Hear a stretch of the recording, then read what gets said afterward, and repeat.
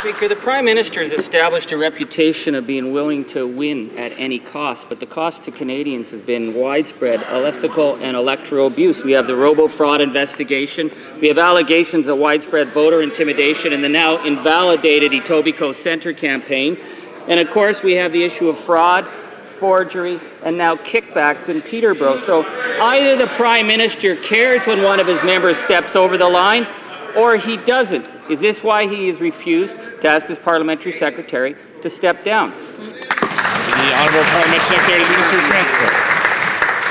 Quite the contrary, Mr. Speaker. The Honourable Parliamentary Secretary submitted his audited and verified filings to the Elections Agency almost 4 years ago, which accepted them and has not since raised any issue with them.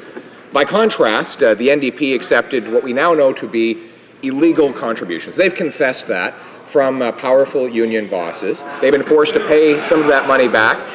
But now that they refuse to tell Canadians how much illegal money they accepted and how much they paid back, I invite the honourable member to rise and do so now.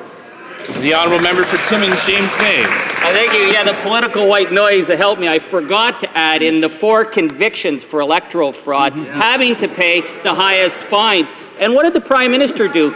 He took those rule breakers and he promoted them to the Senate. You know, even Brian Mulroney knew when to bench the bad apples. So it's probably not surprising that we see the Prime Minister turning a blind eye to serious allegations of fraud, forgery, and kickbacks, which are now in the court documents. So is the Prime Minister not aware of these court documents, or is this just the price of doing business for that government? The Honourable Parliamentary Secretary to the Minister of Transport. Mr. Speaker, once again, the honourable member has submitted his documents to Elections Canada almost 4 years ago.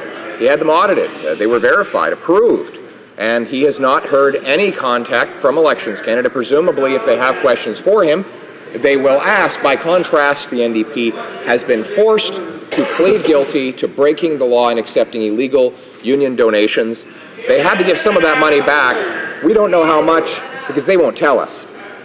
The honourable member for Prince